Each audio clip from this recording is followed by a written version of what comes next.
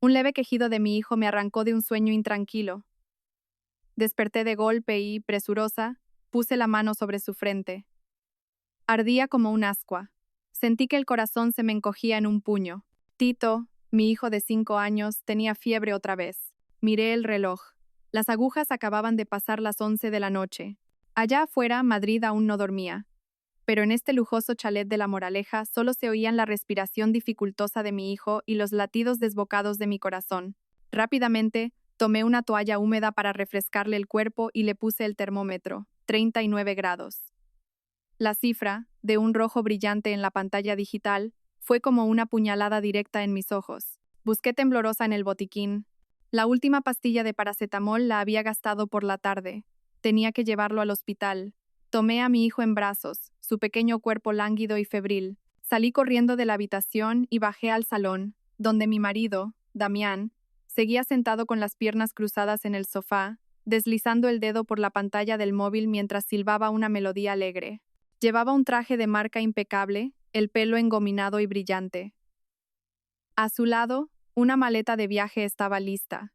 Damián, querido, le llamé, con la voz quebrada por el pánico.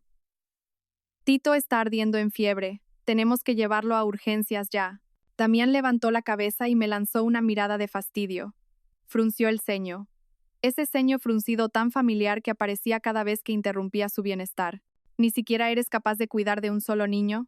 Si tiene fiebre, dale una medicina. ¿A qué viene tanto drama?, dijo con una voz gélida, desprovista de toda preocupación. Se nos ha acabado, Damián. Tiene muchísima fiebre. Podría convulsionar. Tenemos que irnos ya, supliqué, con las lágrimas a punto de brotar. Damián se levantó, molesto. Pero en lugar de acercarse a nosotros, caminó hacia su maleta. Llama tú a un taxi. Tengo un asunto urgente y no puedo ir. ¿Qué asunto puede ser más urgente que tu propio hijo?, casi grité. ¿No se suponía que mañana nos íbamos de vacaciones a Marbella? ¿Prometiste que nos llevarías a mamá y a mí? Al oír la mención del viaje, el rostro de Damián se tornó aún más cruel. Soltó una risa despectiva, una risa que me revolvió el estómago. ¿Vacaciones? ¿De verdad crees que tú tienes derecho a venir? Mírate, todo el día oliendo a guiso y a fritanga, con esa ropa de mercadillo. Si vienes conmigo solo me dejarás en ridículo. Este viaje es para Zaira y para mí. ¿Lo entiendes? Zaira. Ese nombre fue como un martillazo en mi cabeza. Ella, su joven y hermosa amante, con la que llevaba viéndose desde hacía meses. Yo lo sabía todo, pero había apretado los dientes y aguantado, esperando que recapacitara por nuestro hijo. Pero hoy lo admitía abiertamente, pisoteando sin piedad nuestros 6 años de matrimonio. ¿Qué? ¿Qué estás diciendo? ¿Cómo te atreves?, balbuceé, con un dolor en el pecho que me impedía respirar. Me estás quitando las ganas de todo, espetó Damián, sacando su móvil para marcar un número. Hola, Zaira, cariño, salgo para allá ahora mismo. Sí, un pequeño contratiempo. Mi inútil de mujer está molestando. Hablaba por teléfono con una dulzura empalagosa, sin prestarme la más mínima atención a mí, que permanecía paralizada con nuestro hijo enfermo en brazos. Colgó y me miró con unos ojos fríos como el hielo. Quédate en casa y no montes un escándalo. Como me entere de que has arruinado este viaje, no respondo de mis actos. Dicho esto, arrastró la maleta hacia la puerta. Como una loca, corrí con mi hijo en brazos y me interpuse delante de su coche. No te vas a ir.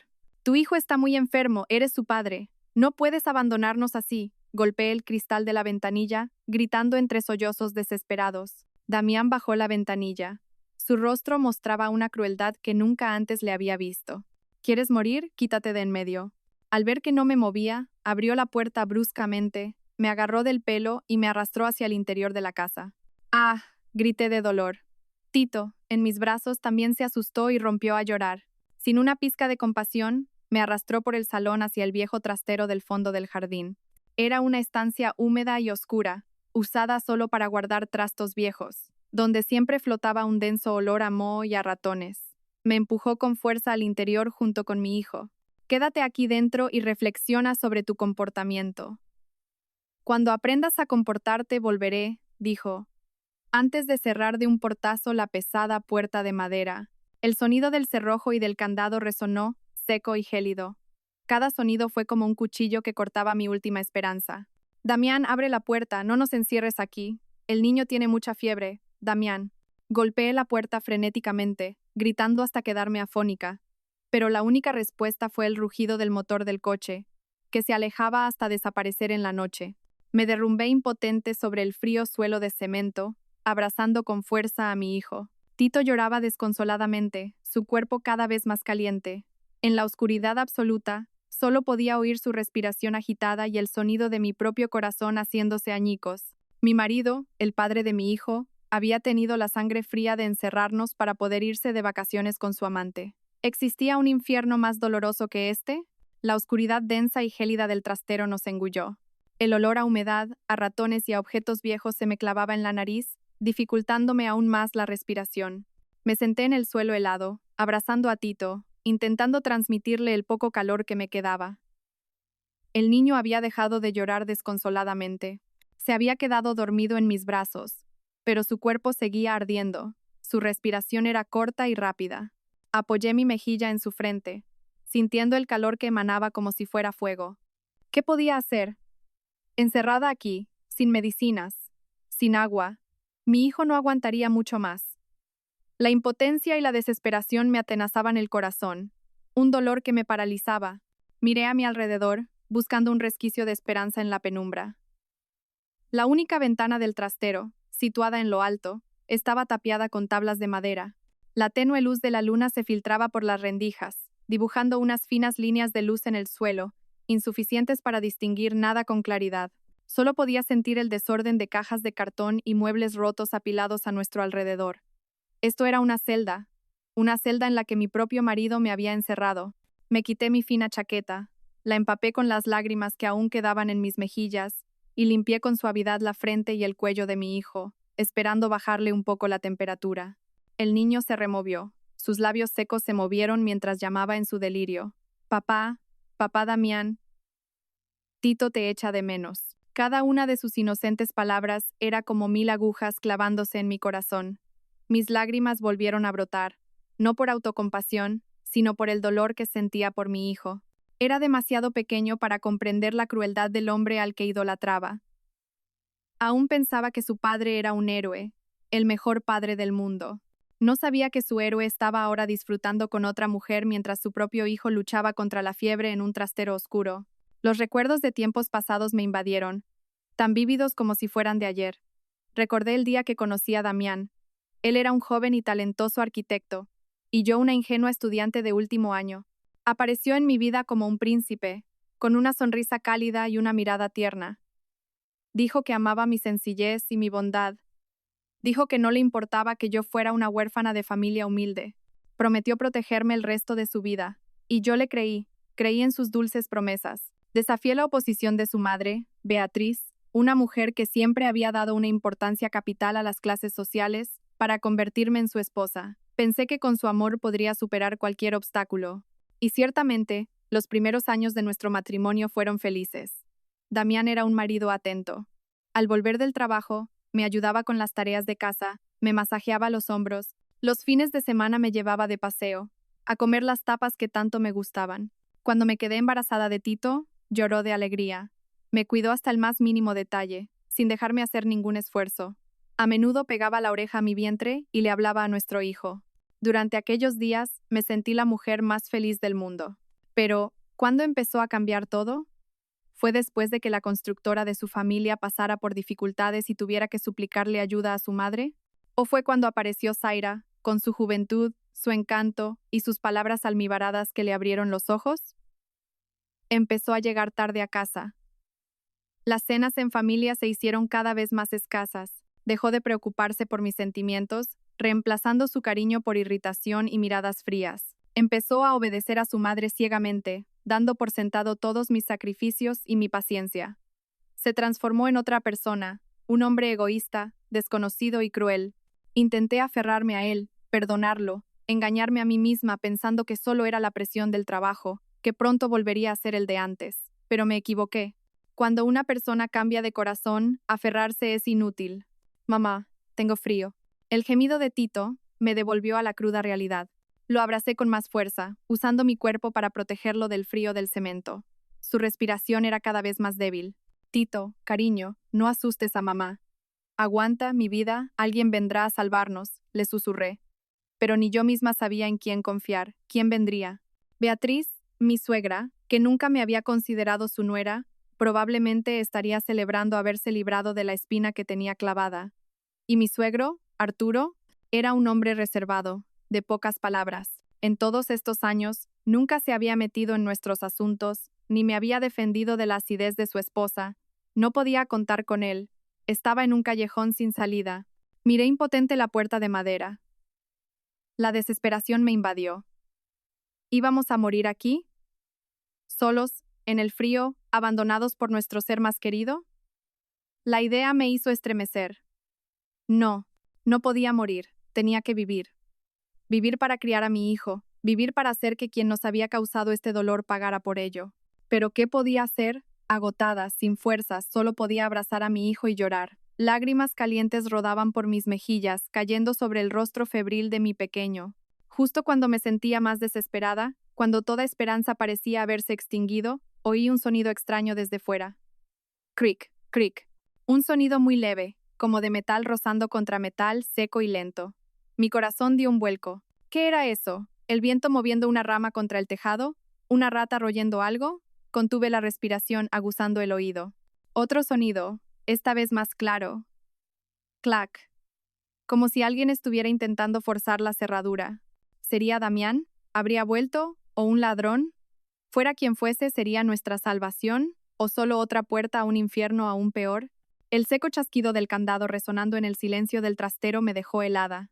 Todos mis pensamientos se detuvieron, dejando solo un miedo primario que me oprimía el pecho. ¿Quién estaba ahí fuera a estas horas de la noche? Mi primer instinto fue retroceder aún más en la oscuridad, aferrando a Tito como una madre animal que protege a su cría. Le tapé la boca con la mano, temiendo que hasta el más leve gemido pudiera ser oído. Mi corazón latía desbocado, tan fuerte que sentía que iba a salírseme por la garganta. Afuera, los ruidos se hicieron más claros y más insistentes. Alguien estaba intentando forzar la cerradura. ¿Habría cambiado de opinión Damián y habría vuelto? No, este sonido no era el de una llave. Era más brusco, como si alguien estuviera usando un objeto metálico para hacer palanca y romper el cerrojo. ¿Un ladrón? La idea me hizo temblar. Si entraba y nos encontraba, ¿nos haría daño para silenciarnos? ¿O sería gente de Damián? Quizás temía que yo montara un escándalo y había enviado a alguien a darme una lección. Mil teorías aterradoras se arremolinaban en mi mente. Sentía que estaba al borde de la locura. Crack. Un fuerte estruendo. La gruesa puerta de madera fue derribada por una fuerza brutal desde el exterior.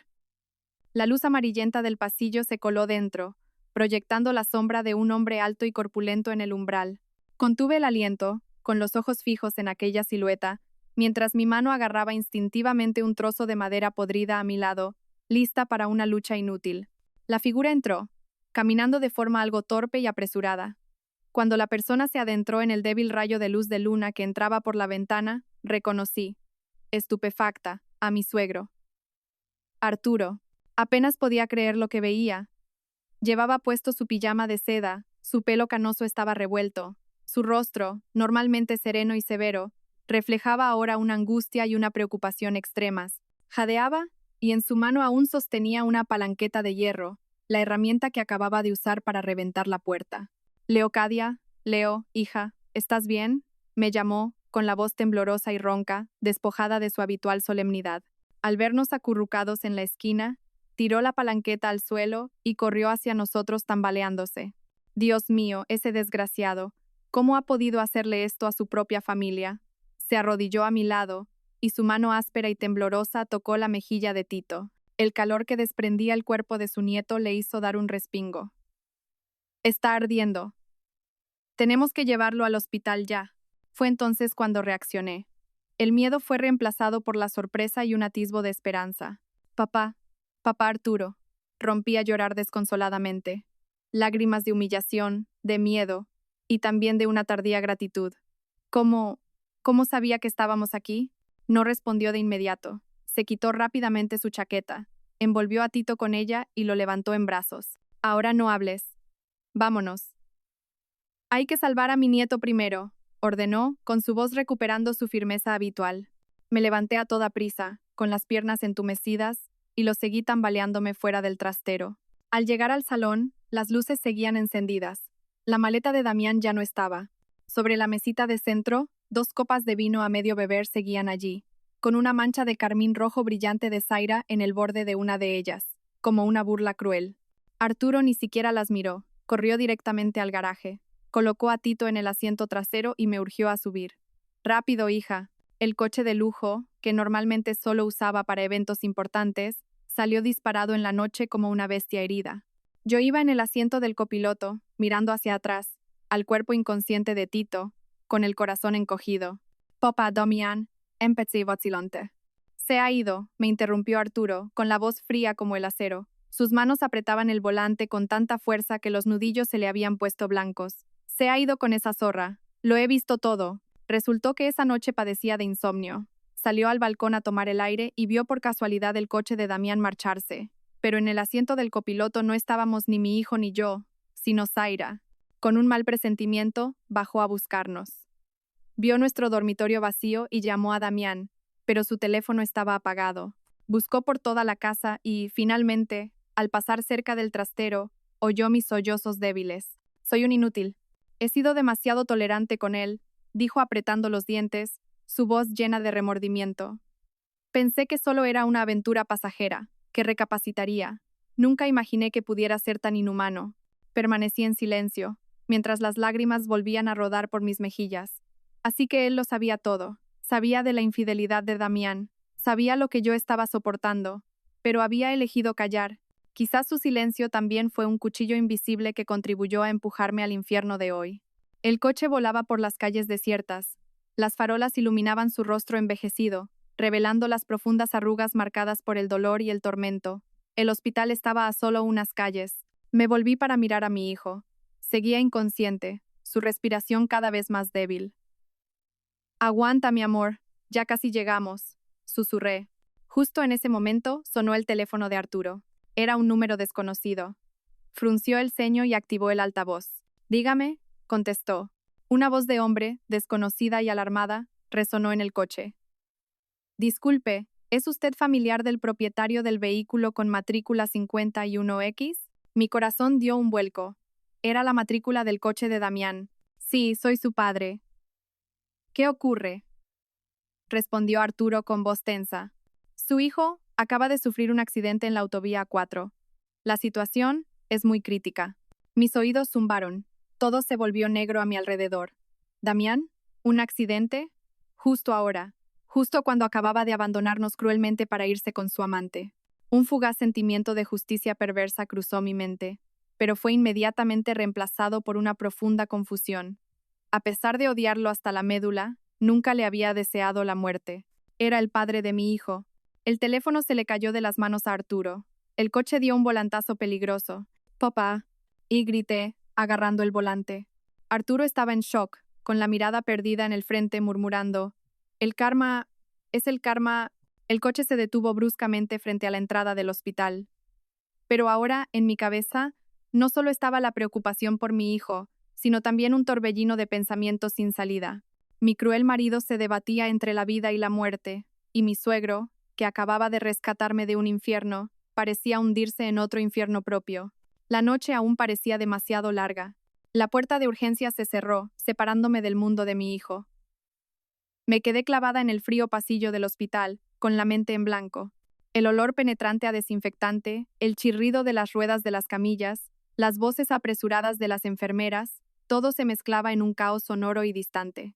Ya no oía nada. En mis oídos solo resonaban la respiración débil y entrecortada de Tito y el grito silencioso de mi pecho. Mi hijo, mi vida, estaba ahí dentro, luchando contra la muerte, y yo solo podía quedarme aquí, impotente. Una mano delgada se posó en mi hombro. Me giré. Era mi suegro. El rostro de Arturo estaba ahora grisáceo, sus ojos enrojecidos y perdidos. «Leocadia, Damián», comenzó con voz ronca. «Él también está en urgencias, en el box de al lado». Seguí la dirección que señalaba su mano. No muy lejos, la luz de otro box de urgencias también estaba encendida. Sabía que allí dentro estaba Damián, el hombre que cruelmente nos había empujado hacia la muerte. Una extraña sensación me recorrió. No era preocupación, ni tampoco satisfacción, sino un vacío aterrador. Todos mis sentimientos por ese hombre parecían haber muerto aquella noche en el trastero. Ahora en mi mente solo había sitio para Tito. Ve a ver cómo está, dijo Arturo, con voz cansada. Negué con la cabeza, sin apartar la vista de la puerta donde estaba mi hijo. Me quedo aquí, esperando a Tito. Mi respuesta fue breve pero firme. Arturo me miró, sorprendido. Quizás no esperaba que fuera tan fría, pero enseguida, en sus ojos envejecidos, la sorpresa dio paso a una expresión de dolor y comprensión. No dijo nada más, simplemente se quedó a mi lado, mirando en la misma dirección. Dos personas, una joven y otra mayor, esperando por dos vidas, pero con mundos completamente distintos en sus corazones. El tiempo pasaba lento y pesado como el plomo. Cada segundo era una tortura. Caminaba de un lado a otro frente a la puerta, con las manos entrelazadas, rezando. Rezaba a Dios, a los santos, a cualquier fuerza divina que pudiera escuchar mi súplica. Por favor, salven a mi hijo.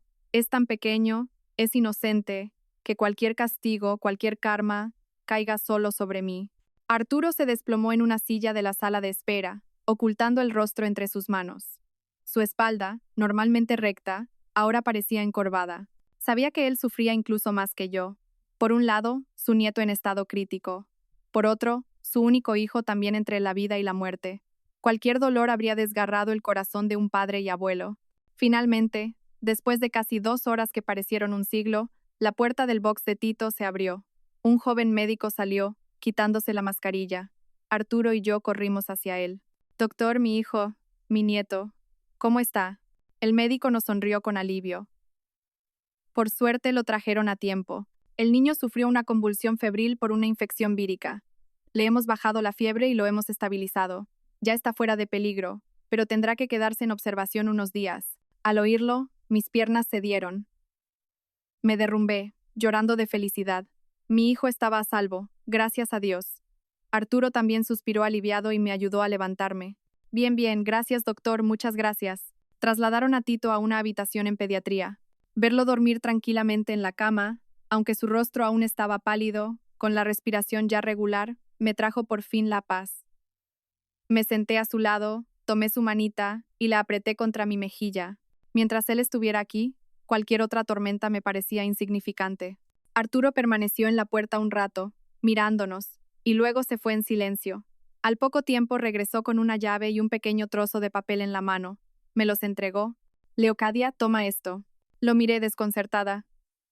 ¿Qué es, papá? La llave de la caja fuerte de mi despacho.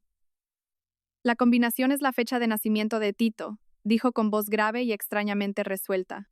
Dentro están los sellos de la empresa, las escrituras de todas las propiedades y varias libretas de ahorro. A partir de ahora, tú las custodiarás. Me quedé tan atónita que casi se me cae la llave.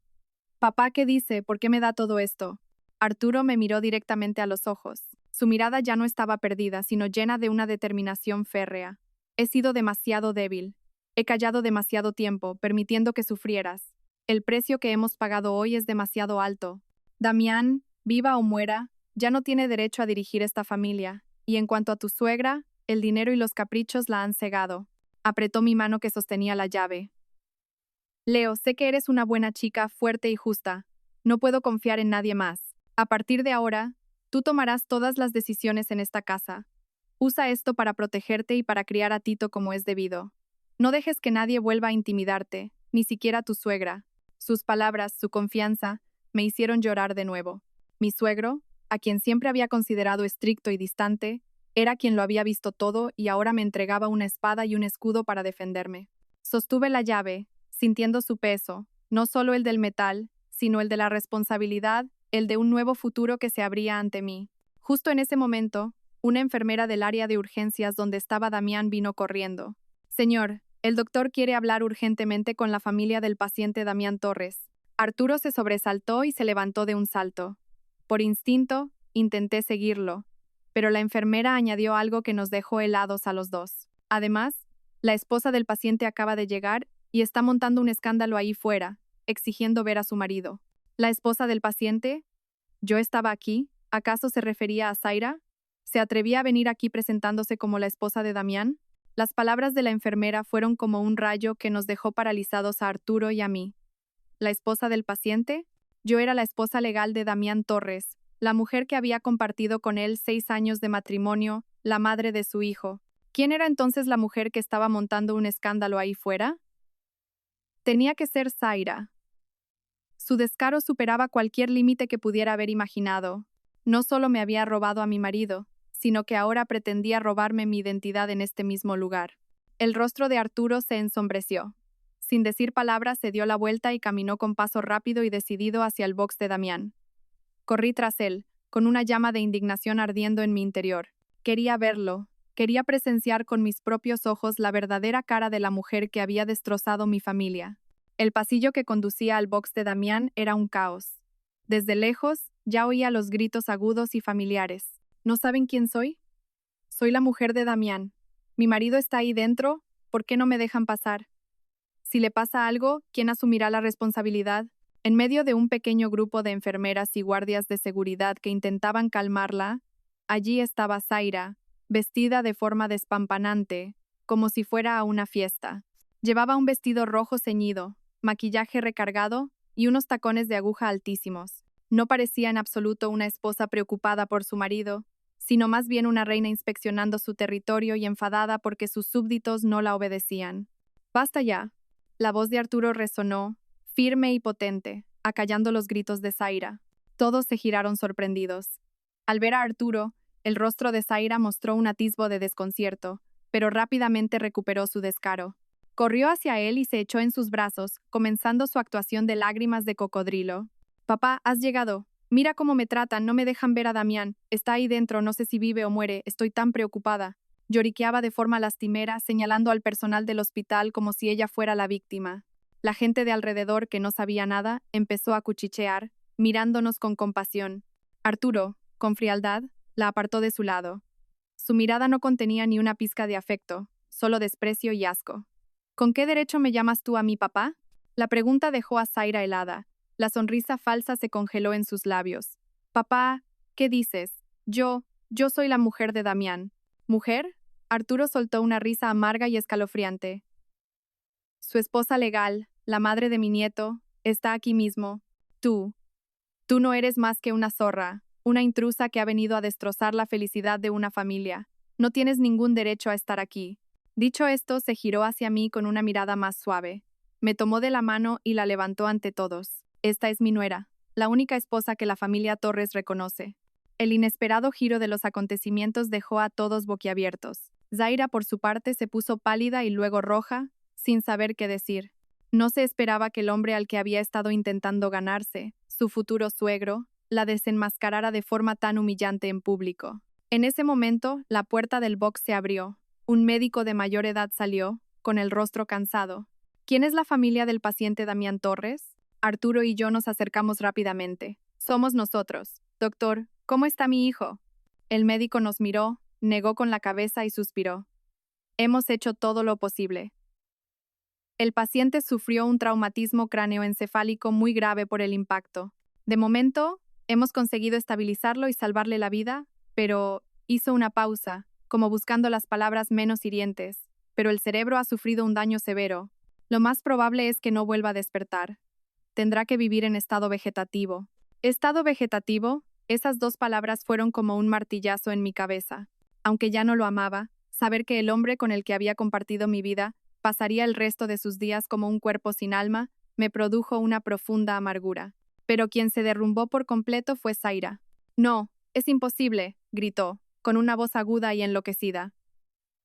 «Damián no puede acabar así. Me prometió que se casaría conmigo, que me daría una vida de lujos. Mienten, todos ustedes me están engañando». Se abalanzó hacia el box, pero los guardias de seguridad la detuvieron. La codicia y la desesperación la habían convertido en una fiera sin control. «¡Suéltenme! Damián, mi dinero, mi chalet, mis coches», gritaba y pataleaba. Sus palabras en medio de la locura lo revelaron todo. La gente a su alrededor entendió al instante. La miraban con desprecio. Resulta que no estaba aquí por la vida de Damián, sino por la fortuna que él le había prometido. Arturo hizo una señal a los guardias. «Sáquenla de aquí. No dejen que su suciedad contamine este lugar». Zaira fue arrastrada por dos guardias corpulentos, sin dejar de maldecir y gritar. Su despampanante figura roja desapareció por el pasillo, dejando tras de sí un silencio pesado y una tragedia que acababa de concluir su primer acto. Me quedé allí, observándola, sin sentir satisfacción, solo una tristeza difusa. La codicia humana es aterradora. Puede convertir a una joven hermosa en un demonio dispuesto a pisotear la vida y la moral. Mi suegra, Beatriz, llegó al hospital poco después. Alguien debió de avisarla. En cuanto nos vio a Arturo y a mí frente al box, se abalanzó, no para preguntar por su hijo, sino para señalarme y gritarme. «Has sido tú, bruja. Tú has arruinado a mi hijo. Desde que pusiste un pie en esta casa, mi familia no ha tenido un día de paz. Ahora que lo has dejado así, estarás contenta». Sus palabras venenosas resonaron en el pasillo. Arturo no pudo soportarlo más. «Cállate la boca», gritó. «¿Sabes lo que acaba de hacer tu queridísimo hijo? Ha encerrado a su mujer y a su hijo enfermo en un trastero para irse de juerga con su amante. Si ha tenido un accidente, es porque se lo ha buscado. Es el karma». Sangró. Beatriz se quedó de piedra ante la furia de su marido, pero luego replicó con la cabeza bien alta. «La defiendes a ella, siempre defendiendo a esa pueblerina. ¿Qué clase de brujería te ha hecho?» Arturo, temblando de ira, levantó la mano para abofetearla. Me interpuse rápidamente. «Papá, por favor, basta. Estamos en un hospital». Supe entonces que una nueva guerra acababa de comenzar en mi familia. Una guerra entre la justicia y la humanidad por un lado, y la ceguera y el egoísmo cruel por el otro. Y yo, de víctima, había sido empujada al centro de esa batalla. Los días siguientes, el hospital se convirtió en mi segundo hogar. Mi vida se dividió en dos. Una mitad en la planta de pediatría cuidando a Tito, y la otra corriendo a la UCI para ver cómo estaba Damián. Tito ya no tenía fiebre y había recuperado su risa y su alegría.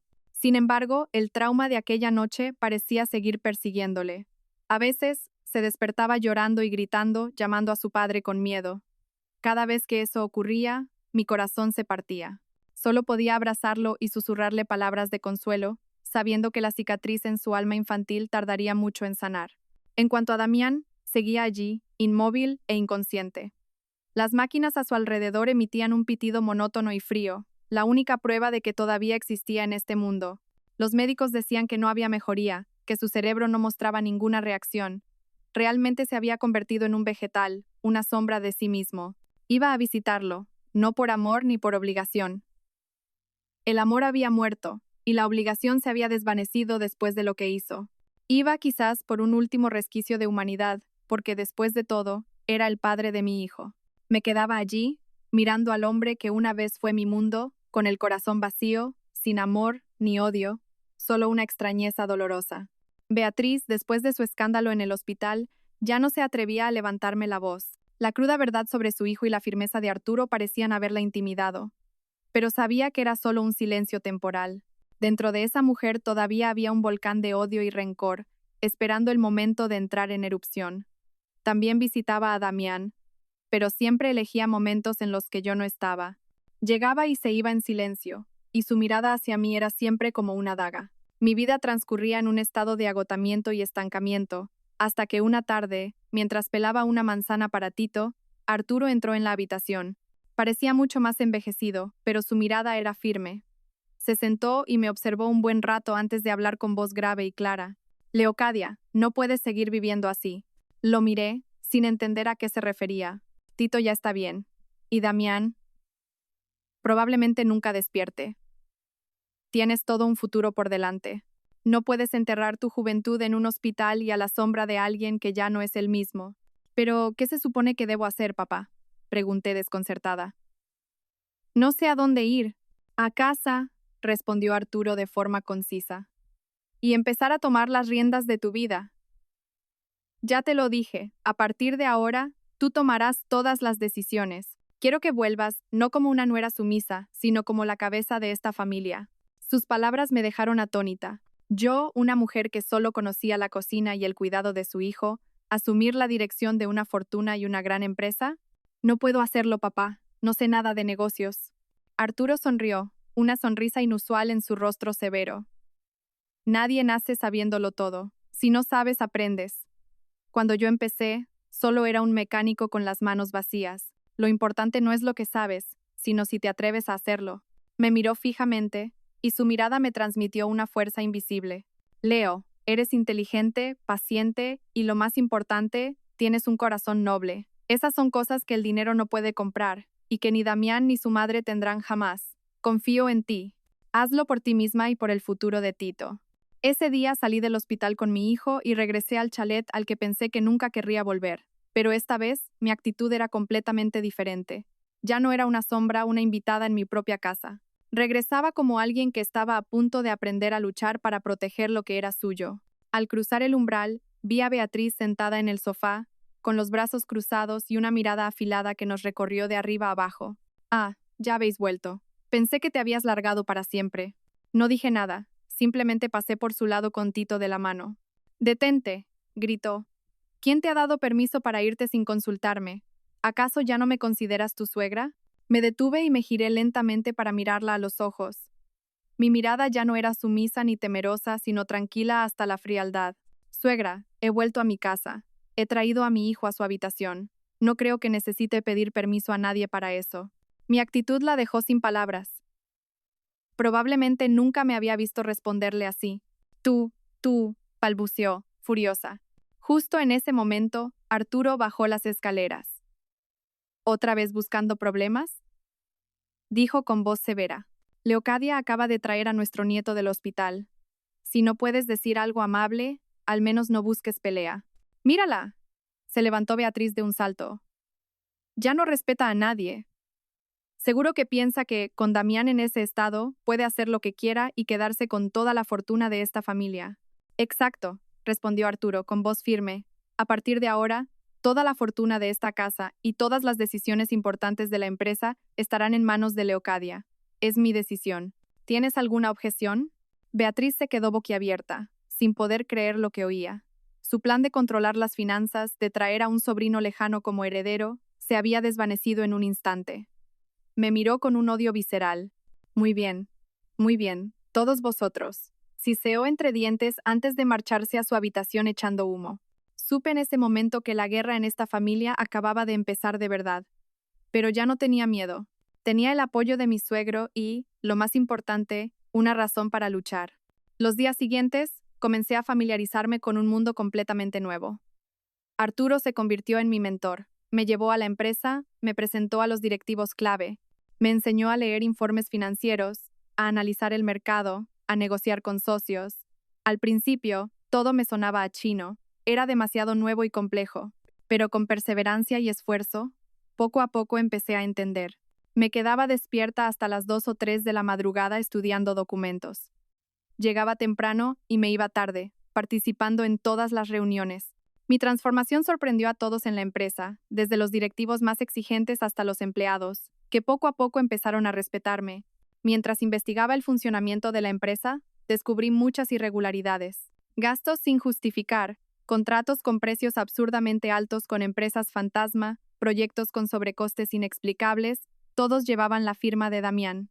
Parecía que no solo era un marido infiel, sino también alguien que había estado aprovechándose de su posición para desfalcar la empresa durante años. Un presentimiento me dijo que Zaira no era la única mujer en la vida de Damián, y que aquel fatídico viaje a Marbella probablemente era algo más que unas simples vacaciones. Cuanto más me sumergía en los papeles de la empresa, más se me helaba la sangre. El mundo de los negocios que Damián y su familia habían construido no era tan brillante y transparente como parecía. Era una red enmarañada de relaciones turbias, cifras manipuladas y enormes sumas de dinero que se habían esfumado. Cada firma de Damián en aquellos documentos era una burla a mi ingenuidad de todos estos años. Yo, que pensaba que era un marido brillante y dedicado a su carrera, descubría que su brillantez la usaba para robar el sudor y el esfuerzo de su propio padre. Arturo, después de cederme el poder, pareció quitarse un gran peso de encima. No intervenía directamente, sino que actuaba como mi consejero y paciente mentor. Cada noche, después de que Tito se durmiera, nos sentábamos en el despacho rodeados de montañas de expedientes. Me enseñaba a identificar un contrato fraudulento, a seguir el rastro del dinero, a leer entre líneas en las cifras que mienten. En los negocios no puedes fiarte completamente de nadie, ni siquiera de los más cercanos, decía con la mirada perdida. La codicia puede convertir a un amigo en un enemigo y a un familiar en un extraño. Sus palabras eran un amargo resumen de la tragedia de su propia familia. Decidí empezar por los gastos más grandes e inusuales. Mi atención se centró en una serie de transferencias mensuales a una empresa con un nombre rimbombante, Paraíso Esmeralda SL, en concepto de honorarios de consultoría de proyectos. Cada transferencia ascendía a cientos de miles de euros. Lo extraño es que esta empresa nunca había aparecido en nuestra lista de socios oficiales. Le pregunté a Arturo, pero él también negó con la cabeza. Nunca había oído ese nombre. ¿Una consultora fantasma? ¿O el canal que usaba Damián para blanquear dinero? Tenía que investigarlo. Le pedí ayuda a Rubén, un joven y brillante director comercial, leal a Arturo. Era uno de los pocos en la empresa que no pertenecía al círculo de Beatriz o Damián. En cuanto le expuse la situación, aceptó sin dudar. No se preocupe, Leocadia, déjemelo a mí. Llevo mucho tiempo viendo cosas raras, pero no tenía la oportunidad de decir nada. 2 días después, Rubén me trajo un dossier. La información que contenía me dejó de piedra. La empresa Paraíso Esmeralda existía, pero no era una consultora de construcción. Era una empresa de diseño de interiores y muebles de lujo. Y la representante legal, la dueña, no era otra que Zaira. Se me heló la sangre. Así que era eso. Damián había usado la tapadera de los honorarios de consultoría para sacar dinero de la empresa y dárselo a su amante. No solo le daba dinero para sus caprichos, sino que le había montado una empresa entera. Su amor por ella no era una simple aventura, pero eso no era todo. Rubén había encontrado algo aún más revelador. Leocadia, mire esto, dijo, señalando una dirección en el registro mercantil de Paraíso Esmeralda. ¿Le suena esta dirección? Entrecerré los ojos. Era la dirección de un apartamento de lujo en el barrio de Salamanca. Me quedé paralizada. Era el mismo apartamento que Damián me había dicho que había comprado como inversión, para alquilarlo. Resulta que el futuro del que hablaba era su futuro con Zaira. Habían construido su nido de amor delante de mis narices, con el dinero de mi familia. La rabia y el dolor de la traición volvieron a apoderarse de mí. Pensé que ya estaba curtida, que ya no sentía nada, pero no, la herida era demasiado profunda. Recordaba haber estado en ese apartamento una vez.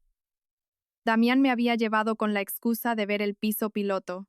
Todavía recordaba el lujo, la modernidad y sus palabras al oído: algún día te compraré una casa aún más bonita que esta. Todo era una mentira, una farsa perfecta. Leocadia, también he encontrado esto. La voz de Rubén me devolvió a la realidad. Me entregó un pendrive. Es la grabación de la cámara de seguridad del pasillo del edificio. Me costó bastante conseguirla. Con manos temblorosas, conecté el pendrive al ordenador. Apareció un vídeo. Era la grabación de la tarde del accidente de Damián. En ella, Damián y Zaira salían del ascensor, cogidos de la mano, riendo.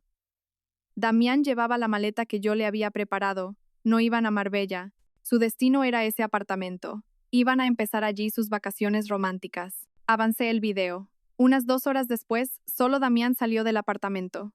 Parecía tener prisa, hablando por teléfono con alguien, con cara de tensión. Se subió al coche y se fue. Probablemente fue entonces cuando recibió una llamada de trabajo urgente y salió disparado hacia la autovía, donde tuvo el fatal accidente. Así que el viaje a Marbella era solo una mentira para engañarme. Su verdadero paraíso estaba mucho más cerca. Apagué el ordenador con la cabeza dándome vueltas. Estas pruebas eran más que suficientes para desenmascarar a Damián y a Zaira, pero no quería detenerme ahí. Alguien capaz de montar una farsa tan elaborada durante años no podía ser culpable solo de desfalco y adulterio. Tenía el fuerte presentimiento de que el accidente de Damián no fue una casualidad, y que los proyectos que él supervisaba ocultaban algo mucho más terrible.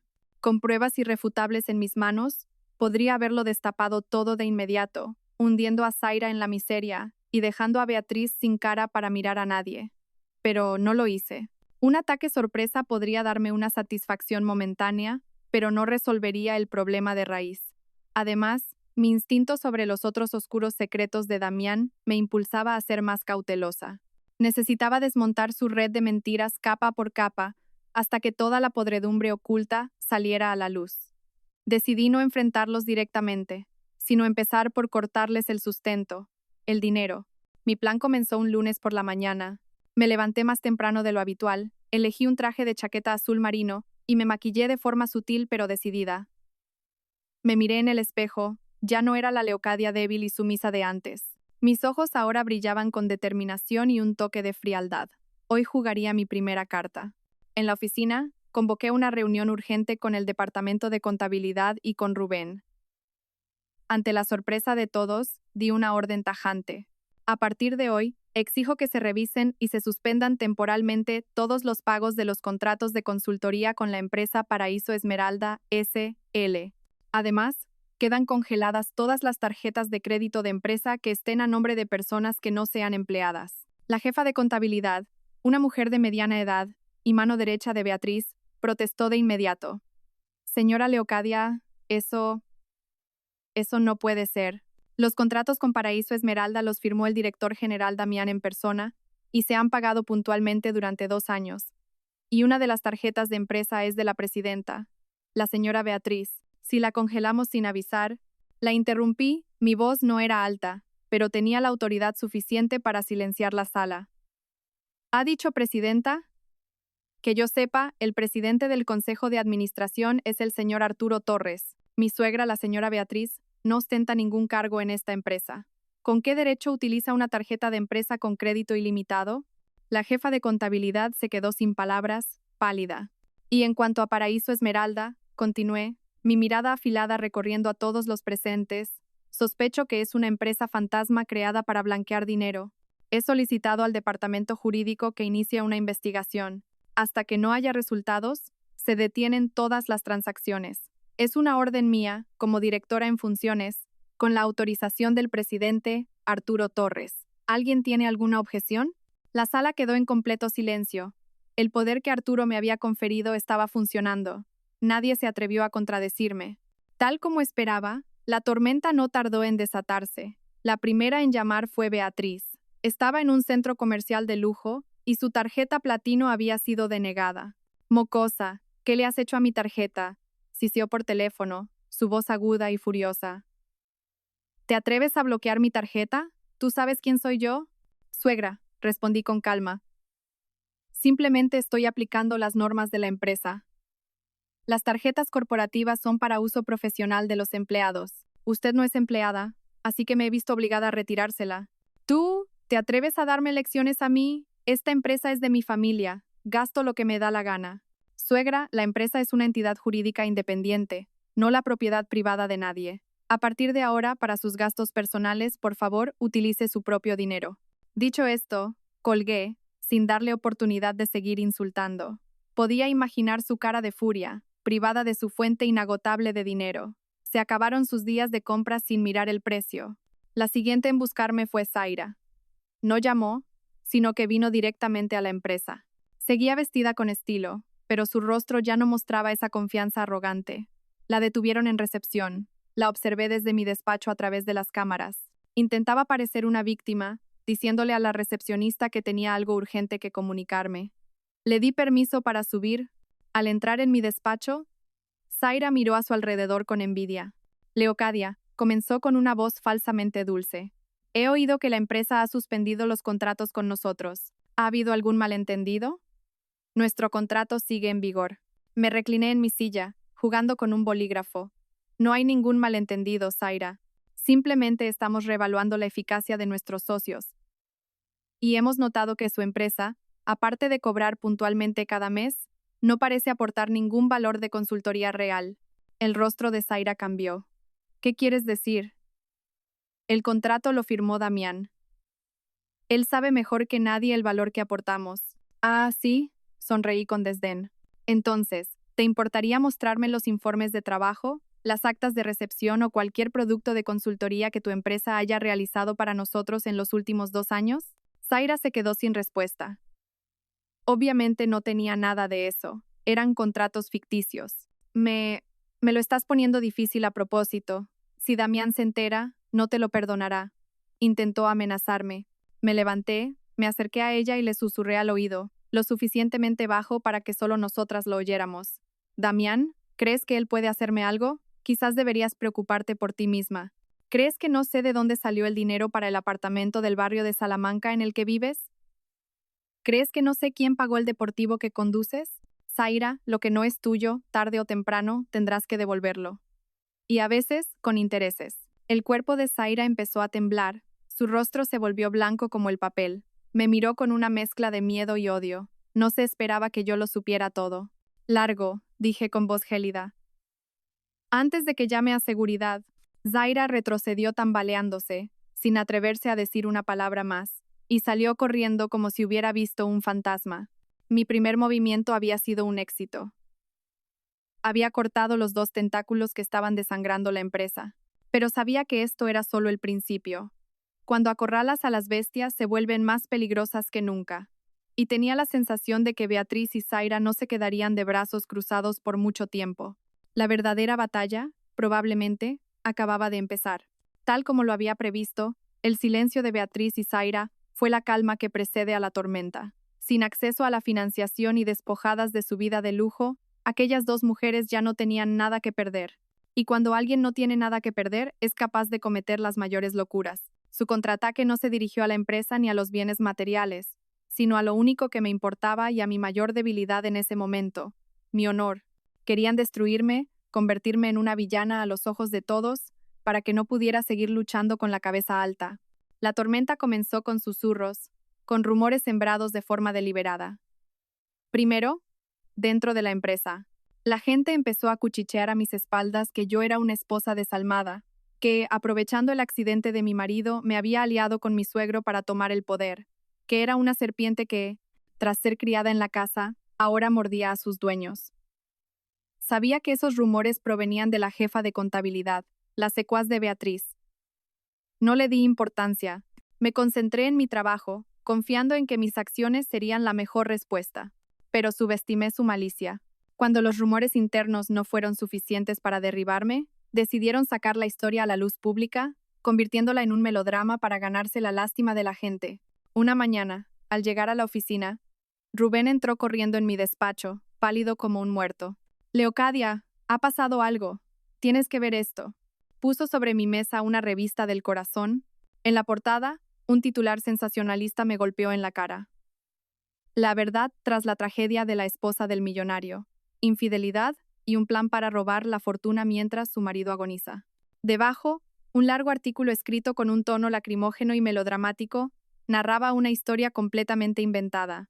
Decía que Damián y yo éramos un matrimonio feliz hasta que yo le fui infiel con otro hombre, insinuando que era Rubén. Según la historia, cuando Damián lo descubrió, condujo destrozado y sin rumbo, lo que provocó el accidente. El artículo también me acusaba de no visitar a mi marido en el hospital, de conspirar con mi suegro para apoderarme de la empresa, de echar a mi suegra de casa y de cortarle todos los recursos. Junto al texto, había fotos seleccionadas con malicia. Una foto mía y de Rubén trabajando hasta tarde en la oficina, con el pie de foto. Amantes clandestinos a espaldas del marido postrado. Una foto de Beatriz llorando a las puertas del chalet, del día que vino a montar un escándalo, con el texto, anciana madre expulsada de su hogar por su nuera. Y la más repugnante, una foto de Damián en la cama del hospital, tomada a escondidas, con la leyenda, el desdichado marido, abandonado en su peor momento. La sangre me hirvió. No podía creer que fueran tan rastreras. No solo distorsionaban la verdad, sino que usaban la imagen trágica de su propio hijo y marido para difamarme. Leocadia, esto se está extendiendo muy rápido, dijo Rubén, preocupado. En las redes sociales no paran de compartirlo. En los foros, en los grupos, todos hablan de ti. Te llaman, vaciló. ¿Qué? Dilo. Te llaman la viuda negra, la arpía más cruel del año. Cerré los ojos y respiré hondo para contener la ira. Sabía que era un ataque mediático bien planeado. Querían destruirme usando la presión de la opinión pública. Mi teléfono empezó a sonar sin parar. Socios, inversores, incluso viejos amigos llamaban para preguntar. El correo de la empresa se llenó de mensajes de crítica. Las acciones que empezaban a recuperarse volvieron a caer. ¿Qué hacemos, Leocadia? ¿Convocamos una rueda de prensa para desmentirlo? Preguntó Rubén, ansioso. Negué con la cabeza. No. Cuanto más desmintamos, más creerán que ocultamos algo. Si hacemos esto más grande, caeremos en su trampa. Quieren que perdamos el control, así que... ¿vamos a dejar que nos calumnien así sin más? Claro que no. Abrí los ojos, mi mirada fría y decidida. Si quieren jugar a este juego, jugaré con ellos, pero no con sus reglas. Rubén, ayúdame a investigar qué periodista ha escrito esto y qué medio lo publicó primero. Quiero saber quién está detrás de ellos. Sabía que para apagar un incendio lo mejor no es echar agua a las llamas, sino cortar el suministro de oxígeno. Beatriz y Zaira eran solo marionetas, Tenía que haber alguien más inteligente y malvado moviendo los hilos, alguien que supiera cómo manipular a los medios y a la opinión pública. Zaira tenía contactos en el mundo del espectáculo. Quizás había recurrido a alguien poderoso. Esta ya no era una simple lucha familiar. Se había convertido en una guerra mediática. Una guerra en la que el más mínimo error podría costármelo todo. Pero no tenía miedo. Me habían subestimado. Pensaban que una mujer acostumbrada a la cocina se derrumbaría ante el juicio público. No sabían que hasta el gusano más pisoteado se revuelve. Y una mujer acorralada, luchando por su honor y por su hijo, puede ser más temible que cualquier tormenta. La tormenta mediática fue más feroz de lo que había imaginado. Mi nombre estaba en boca de todos, desde la prensa sensacionalista hasta los foros de Internet. Crearon memes crueles con mi imagen. Inventaron todo tipo de historias sobre mi pasado, convirtiéndome de una huérfana digna de lástima en una revista calculadora que lo había planeado todo para quedarse con el dinero. La presión de la opinión pública es un arma invisible pero devastadora.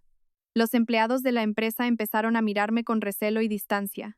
Algunos socios dudaron y pospusieron la firma de nuevos contratos. El barco que intentaba reflotar corría el riesgo de hundirse de nuevo. Pero quien más sufrió, no fui yo. Una tarde, al recoger a Tito del colegio, no corrió a abrazarme como siempre. Salió cabizbajo, con los ojos enrojecidos. Tito, ¿qué pasa? ¿Alguien te ha hecho algo? Me arrodillé, preocupada. No respondió, solo negó con la cabeza y escondió el rostro en mi regazo, rompiendo a llorar. Lo abracé con el corazón roto. Sabía por qué lloraba. Esos rumores maliciosos no solo me atacaban a mí, sino que también clavaban sus dagas venenosas en el alma inocente de mi hijo. Esa noche, llamé a Arturo y se lo conté todo. Su voz al otro lado del teléfono era grave, llena de ira, pero tranquila. Lo sé, el abogado de la empresa me ha informado esta mañana. No te preocupes, son solo las artimañas de gente miserable. Tú céntrate en tu trabajo, yo me encargo de lo demás. Pero papá, Tito, se me quebró la voz. Lo entiendo. Tráelo a casa de los abuelos unos días. Aquí estará cuidado y nadie lo molestará. Y tú, tienes que ser más fuerte. Ahora es cuando debes demostrar tu valía. Sus palabras me calmaron. Tenía razón, no podía rendirme. No solo luchaba por mí, sino también por mi hijo. Mientras yo me apartaba del ojo del huracán, Rubén trabajó de forma muy eficaz. Descubrió quién estaba detrás del primer artículo. Un periodista freelance llamado Gorka, conocido por su falta de escrúpulos, y quien le había proporcionado la información, las fotos y una gran suma de dinero era Zaira. Había usado sus contactos en el mundo del espectáculo para lanzar el ataque. Pero había un detalle que me llamó la atención. Según Rubén, el dinero que Zaira le pagó a Gorka y a su red de medios era mucho mayor de lo que ella podía permitirse en ese momento. ¿De dónde salía ese dinero? Beatriz ya no tenía acceso a los fondos de la empresa y Zaira tampoco. ¿Había un tercero, un patrocinador misterioso moviendo los hilos? La idea me dio escalofríos. Esta lucha era más compleja de lo que pensaba. Pero fuera quien fuese, mi objetivo inmediato era apagar el fuego. Y la única forma era hacer que quienes lo habían avivado lo apagaran ellos mismos. Decidí no dar ruedas de prensa ni entrar en polémicas. Iba a montar mi propio escenario e invitarlos a todos a representar el acto final. Le conté mi plan a Arturo. Al principio dudó, era arriesgado. Pero cuando le expliqué los detalles, se convenció. De acuerdo, haz lo que creas conveniente. Yo me encargaré de los preparativos. Mi plan era simple: organizar una reunión familiar ampliada con la excusa de resolver los conflictos por el futuro de Tito. Los invitados no serían solo Beatriz y Zaira, sino también los ancianos de la familia Torres, las personas con más autoridad. Y, casualmente, filtraría la información de la reunión a Gorka. Sabía que no dejaría pasar la oportunidad de conseguir una exclusiva. El escenario estaba listo, el guión escrito. Solo faltaba que los actores principales cayeran en la trampa perfecta que les había tendido. La reunión se fijó para una tarde de fin de semana en la casa solariega de la familia Torres, una imponente finca en la Sierra de Madrid. El lugar era simbólico, representaba el poder y el honor del linaje. Y hoy, sería testigo de la caída de quienes, en nombre de ese honor, habían cometido las mayores bajezas. Llegué temprano con Arturo. No llevaba un traje de chaqueta, sino un sencillo vestido de lino blanco. Quería proyectar la imagen de una nuera y una madre, no la de una ejecutiva implacable. Beatriz y Zaira llegaron juntas. Beatriz seguía fingiendo ser una víctima, con los ojos enrojecidos. Zaira llevaba un vestido negro elegante, pero no podía ocultar una mirada triunfante. Probablemente pensaba que yo me había rendido y había recurrido al juicio de la familia. Los patriarcas del clan fueron llegando. Eran hombres mayores y respetados. Me miraban con recelo y lástima. Sabía que los rumores habían calado en ellos. Cuando todos estuvieron sentados, me levanté e hice una reverencia. Señores tíos, les he convocado hoy porque quiero resolver de una vez por todas los malentendidos que han afectado a nuestra familia y al honor de nuestro apellido. Les pido disculpas sinceramente. Mi voz era humilde y sincera. Beatriz aprovechó para empezar su actuación. Hija, reconocer tus errores es un buen comienzo, comenzó a sollozar. Pero sus palabras fueron interrumpidas por la aparición de varias personas en la entrada. Periodistas con cámaras y micrófonos. La fiesta acababa de empezar de verdad. La inesperada llegada de la prensa tensó aún más el ambiente. Los ancianos de la familia fruncieron el ceño, molestos. Beatriz y Zaira intercambiaron una mirada cómplice y victoriosa. Creían que eran sus refuerzos, enviados para convertirme en la acusada de un juicio público. Arturo se dispuso a echarlos, pero le hice una seña para que mantuviera la calma. Todo seguía mi guión. Disculpen, dije, fingiendo nerviosismo. Alguien debe de haber filtrado la reunión, pero bueno, ya que están aquí, creo que es mejor. Con la prensa como testigo, todo será más transparente. Yo no tengo nada que ocultar. Al oírme, la arrogancia en los rostros de Beatriz y Zaira creció. No sabían que esos periodistas, incluido Gorka, habían sido invitados por una fuente anónima, yo misma, y que el sobre que habían recibido era mucho más grueso que el de Zaira. Bien, si Leocadia lo dice, empecemos, dijo el patriarca de más edad. Habla, hija. ¿Qué ha ocurrido? Beatriz se me adelantó. Se levantó y comenzó su drama lacrimógeno. Relató la historia inventada por la prensa. Cómo le fui infiel a su hijo, cómo sufría ella, cómo le robé la fortuna y la eché de casa. Actuaba tan bien que casi me lo creo. Los flashes no dejaban de disparar. Cuando terminó, Zaira tomó el relevo. No lloró, sino que adoptó el papel de una observadora imparcial y conmovida. Señores, yo solo era una buena amiga de Damián, dijo con falsa sinceridad. Y como amiga, fui testigo de su dolor al descubrir la traición de Leocadia. Le rogué que recapacitara, pero no me escuchó. Incluso me dijo que, vaciló, fingiendo pesar, que no podía pasarse la vida atada a un marido que iba a ser un inválido. Esa frase fue una puñalada. Su maldad no tenía límites. No solo me calumniaba, sino que usaba las palabras más crueles para referirse al hombre que decía ser su amigo. La sala estalló en murmullos. Todas las miradas de reproche se clavaron en mí. Gorka tomaba notas, exultante. Su obra era perfecta. Me habían convertido en una villana imperdonable. Permanecí en silencio escuchándolo todo. Dejé que actuaran, que revelaran sus verdaderas caras. Cuando el murmullo se apoderó de la sala, cuando ya era el centro de todas las críticas, me levanté lentamente. ¿Han terminado ya? Mi voz era sorprendentemente tranquila. Mi calma los desconcertó. Esperaban lágrimas, súplicas, no esta actitud. Su actuación ha sido excelente. Aplaudí suavemente, con ironía. Si no fuera la protagonista, hasta yo me lo habría creído. Pero lamento decirles que no he venido a ver su obra, sino a mostrarles otra, una titulada La verdad. Le hice una señal a Rubén. Conectó su portátil a una gran pantalla que habíamos preparado. Primero, veamos la entrañable amistad entre la señorita Zaira y mi marido. El video de la cámara de seguridad del apartamento apareció en la pantalla. Las imágenes de Damián y Zaira, abrazados y besándose, eran nítidas. La sala enmudeció. No, eso es un montaje, balbuceó Zaira pálida. ¿Un montaje? Sonreí con frialdad. ¿Y esto también lo es?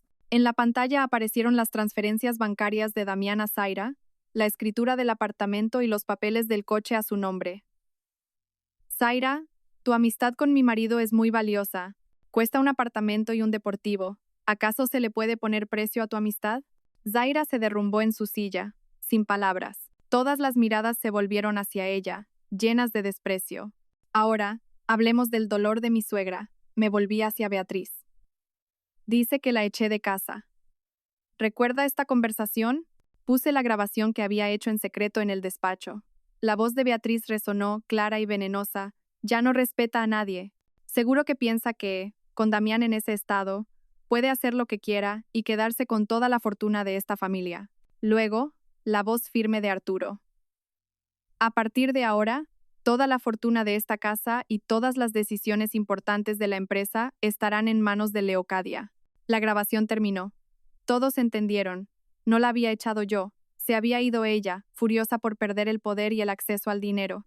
Y finalmente, dije, mi voz endureciéndose mientras las miraba, sobre mi supuesta infidelidad y mi plan para robar la fortuna, esta es la verdad. Puse la última grabación, la conversación entre Rubén y Gorka, que Rubén había grabado. En ella, Gorka lo confesaba todo. Fue la señorita Zaira quien me contrató. Me dio mucho dinero y toda la información para que escribiera un artículo demoledor contra la señora Leocadia. Dijo que si la hundíamos, ella lo conseguiría todo y me recompensaría generosamente. Todas las mentiras, todas las sucias maquinaciones, quedaron expuestas. Un silencio sepulcral se apoderó de la sala. Los rostros de los patriarcas estaban morados de ira. Los periodistas, como un enjambre, apuntaron sus cámaras hacia las dos mujeres, que estaban petrificadas, sin una gota de sangre en el rostro. Beatriz y Zaira estaban acabadas. Habían cavado su propia fosa, y yo misma las había empujado a ella, enterrándolas en la humillación y la vergüenza. Su obra había terminado, pero la mía, el juicio final, aún estaba por llegar. La reunión familiar terminó en el caos y la humillación para Beatriz y su cómplice. Ante las pruebas irrefutables, no tuvieron nada que decir. Los patriarcas de la familia, enfurecidos, se disculparon formalmente conmigo y con Arturo, y declararon que repudiaban a Beatriz, considerándola una deshonra para el linaje. Beatriz, que había sido una mujer poderosa y respetada, lo perdió todo: dinero, honor y el reconocimiento de su propia familia. Se desmayó allí mismo y fue trasladada al hospital entre la indiferencia de todos. Zaira, por su parte, fue acorralada por los periodistas. Intentó huir, pero fue inútil. Las preguntas, afiladas como cuchillos, la bombardearon. Señorita, ¿es cierto que usted orquestó la campaña de difamación? ¿Cuál era su verdadera relación con el señor Torres? ¿El dinero con el que compró sus propiedades era ilegal? Su máscara había caído. Su carrera como modelo y su imagen de niña buena se desmoronaron en una sola tarde. En cuanto al periodista Gorka, tras la publicación de la grabación, intentó desaparecer, pero el equipo de seguridad de nuestra empresa lo retuvo y fue entregado a la policía. Con cargos de calumnia, extorsión y mala praxis profesional, su carrera estaba acabada. El telón había caído. Los malvados habían recibido su merecido. Pensé que me sentiría exultante, pero solo sentía un agotamiento profundo. Esta guerra me había consumido. Solo quería volver a casa y abrazar a mi hijo, pero el destino aún no había terminado conmigo. De vuelta en la oficina con Rubén para organizar los documentos del caso, él exclamó de repente: Leocadia, acabo de descubrir algo muy extraño. Señaló la pantalla, que mostraba los movimientos bancarios de Zaira. Además del dinero de Damián, recibió una transferencia enorme, de 5 millones de euros, de una empresa llamada Inversiones Oro Sol S.A. Fruncí el ceño. Nunca había oído ese nombre. Lo he comprobado, dijo Rubén, pensativo. Es una promotora inmobiliaria nueva pero muy potente. Lo curioso es que su representante legal no es un desconocido. Se llama Ramiro Torres, es el primo lejano de Damián que fue despedido hace 3 años por robar material de obra. Ramiro. Recordaba vagamente a un tipo de aspecto rudo y mirada astuta. ¿Cómo podía alguien así dirigir una empresa tan grande? Y he encontrado algo más. Rubén abrió otro archivo. Era un mapa con los proyectos de Inversiones Orosol. Mi vista se detuvo en uno, Residencial de Lujo Vallesol. Rubén, amplía la ubicación de ese proyecto. Cuando el mapa se amplió, mi corazón se detuvo. Estaba situado en la misma zona de la costa de Marbella, a la que Damián supuestamente nos iba a llevar de vacaciones. Todo encajó de forma escalofriante. El viaje a Marbella no era una simple escapada con su amante, Ramiro, Inversiones Orosol, los 5 millones a Zaira, todo estaba conectado. Y el accidente de Damián ocurrió en la autovía que llevaba a Marbella. ¿Era una coincidencia? Rubén, investiga todo lo que puedas sobre esa empresa y sobre Ramiro. Quiero saber de dónde sacan el dinero y si sus proyectos son turbios. Y sobre todo, averigua dónde estaba Ramiro el día del accidente de Damián. Mi instinto me decía que detrás de la infidelidad y el desfalco se escondía una verdad mucho más aterradora. Mientras esperaba los resultados, fui al hospital a ver a Damián, no por interés, sino porque necesitaba respuestas. Él era la pieza clave. Seguía inmóvil. Me senté a su lado, observando al hombre que fue mi marido. Damián, le susurré, ¿qué más escondes? ¿Qué ibas a hacer en Marbella? No era solo por Zaira, ¿verdad? No hubo respuesta, solo el pitido monótono del monitor cardíaco. Cuando me disponía a irme, vi que uno de sus dedos se movía, un movimiento minúsculo, casi imperceptible, pero lo vi. Mi corazón se aceleró.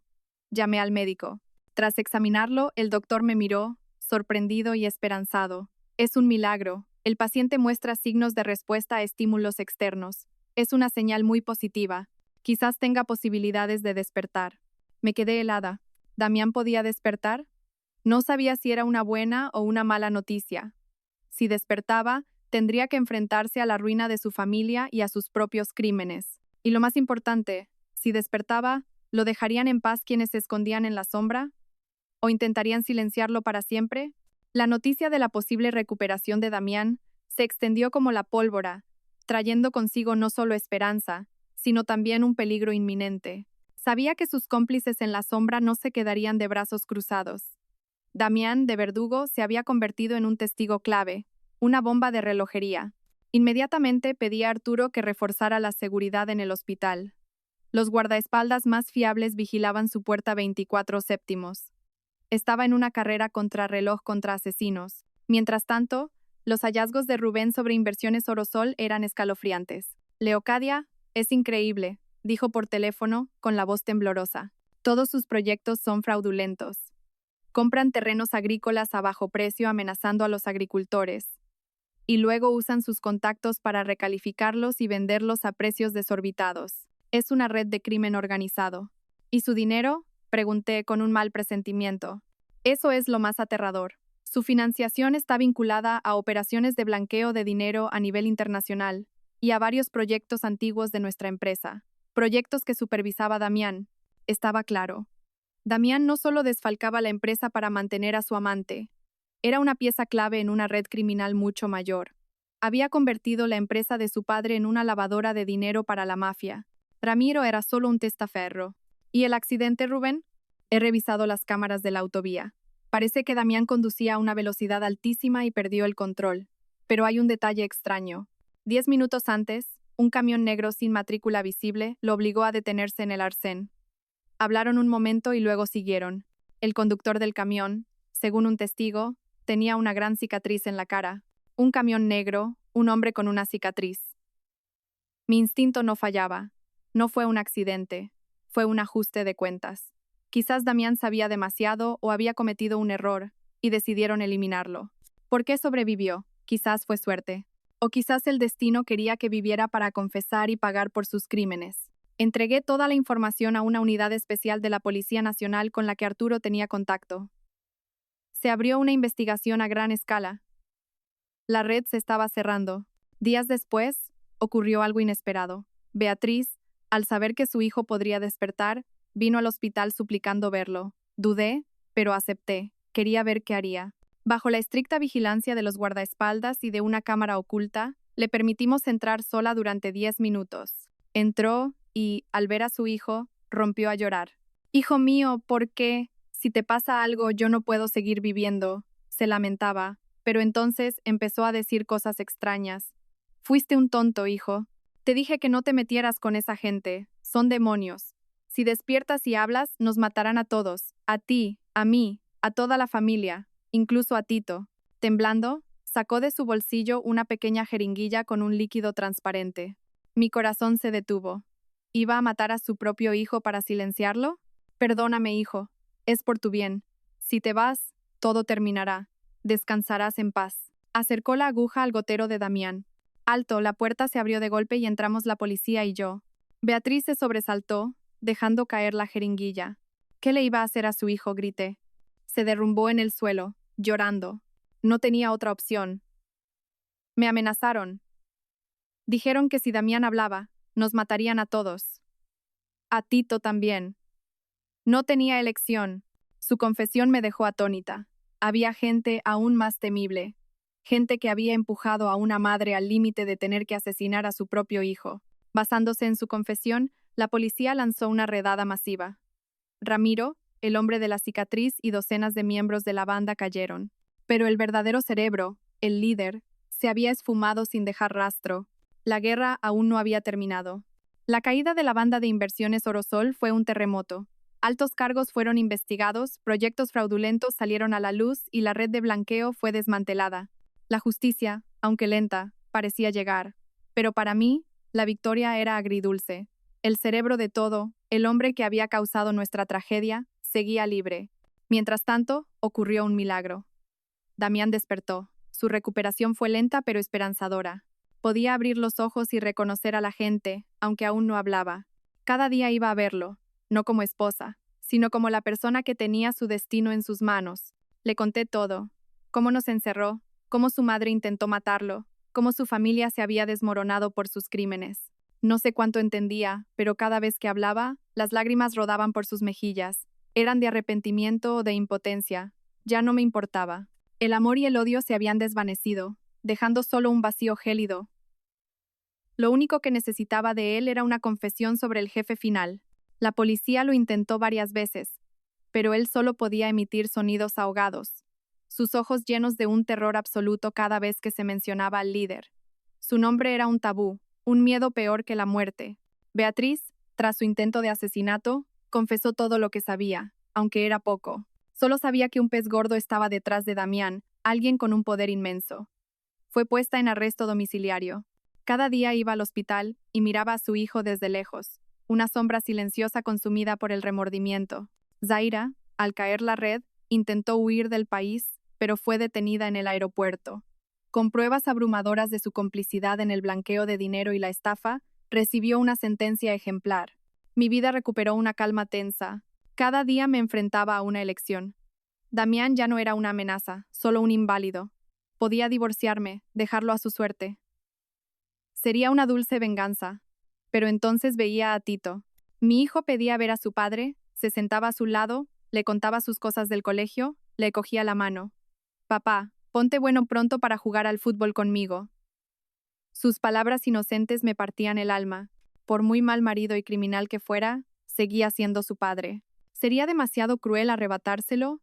Me encontraba en una encrucijada, la venganza y una nueva vida, o el perdón y una pesada carga por el bien de mi hijo. Arturo me dejó decidir. Leo, haz lo que te dicte el corazón, te apoyaré en lo que sea. Una tarde, mientras le pelaba una manzana a Damián por costumbre, de repente, habló. Una voz débil, ronca, pero clara. Leo. Me quedé helada. Me miraba, sus ojos más lúcidos. Lo siento. Le costó un mundo pronunciar esas dos palabras. Sus lágrimas volvieron a caer. Lo miré, con un torbellino de emociones. No supe qué responder. Justo en ese momento sonó mi teléfono. Era Rubén, eufórico. Leocadia, lo hemos encontrado. Sabemos dónde se esconde. El cerebro de todo está en un chalet en Sotogrande. La policía va de camino. Me puse en pie de un salto, con el corazón desbocado. Por fin, miré a Damián, y luego al atardecer por la ventana. Perdón o castigo, paz o guerra. La última elección era mía, y sabía que, eligiera lo que eligiera, la tormenta aún no había terminado del todo. La detención en Sotogrande fue rápida. El cerebro de la trama, un poderoso empresario de apariencia impecable, fue arrestado justo cuando iba a embarcar en un yate para huir. Nunca imaginó que su imperio criminal se derrumbaría tan deprisa. El día que lo trasladaron a Madrid, fui a verlo. No por regodeo, sino para poner punto y final. A través del cristal del coche policial, reconocí un rostro familiar. Un hombre que aparecía en viejas fotos con mi suegro, un hombre al que Arturo una vez llamó amigo. La codicia, en efecto, convierte a los hombres en demonios. El caso se cerró con duras sentencias. La justicia, aunque tardía, había llegado. El honor de nuestra empresa fue restaurado. Después de aquello, tomé mi decisión. No elegí la venganza, ni tampoco un perdón fácil. Elegí mi propio camino, por el futuro de mi hijo y por mi propia paz. Presenté la demanda de divorcio. El juicio fue silencioso, sin disputas. Damián no pudo asistir, pero envió una carta a través de su abogado. En ella, aceptaba todas mis condiciones, renunciando a todos sus bienes y a la custodia de Tito. Solo pedía una cosa, que le permitiera ver a su hijo de vez en cuando. Acepté, no por él, sino por mi hijo. No quería que creciera con un corazón lleno de odio. Quería que supiera que su padre se equivocó y pagó por ello, pero que seguía siendo su padre. Tras el divorcio, no lo abandoné. Usé parte de mi dinero para ingresarlo en el mejor centro de rehabilitación, donde recibiría cuidados a largo plazo. Lo hice quizás por un último vestigio de humanidad. Era lo último que podía hacer por él y por mi conciencia. Beatriz se hundió en una profunda depresión. Vivía sola en su vieja casa, avergonzada. A veces le enviaba comida y medicinas, no porque la hubiera perdonado, sino porque sabía que el remordimiento y la soledad eran su peor condena. Pasaron los años. La empresa, bajo mi dirección y la de Arturo, prosperó. Pero mi mayor éxito no eran las cifras, sino la sonrisa de mi hijo. Tito ya era un niño sano, inteligente y comprensivo. Lo sabía todo, nunca le oculté nada. Pero no guardaba rencor, solo amaba y respetaba más a su madre. A veces, los fines de semana, lo llevaba a visitar a Damián. Ya podía moverse en silla de ruedas y hablar un poco.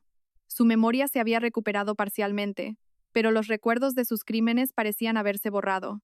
Solo recordaba que tenía una esposa llamada Leocadia y un hijo llamado Tito. Cada vez que veía a nuestro hijo, sonreía, una sonrisa inocente, infantil. Quizás esa fue su liberación. Una tarde soleada, paseaba con Tito por el Parque del Retiro. Mamá me preguntó de repente, ¿eres feliz? Su pregunta me sorprendió. Miré a mi hijo, su sonrisa pura, y luego al cielo azul. Sonreí, una sonrisa de verdadera paz. Sí, hijo, mamá es muy feliz. Una vez pensé que mi vida era una noche oscura sin salida. Estuve encerrada en el trastero de la desesperación, encadenada por la traición. Pero en esa misma oscuridad, encontré la luz del amor de un padre, de la compasión y de mi propia fuerza interior. La puerta del trastero se abrió, liberando no solo mi cuerpo, sino mi alma. Mi amanecer no llegó de la noche a la mañana. Fue un largo viaje a través de la tormenta. Y ahora, bajo el cálido sol, entendía que la felicidad no es la ausencia de dolor, sino la fuerza para superarlo. La nueva vida de mi hijo y la mía, ahora, de verdad, acababa de empezar. Una vida sin odio, llena de amor, perdón y un cielo sereno por delante.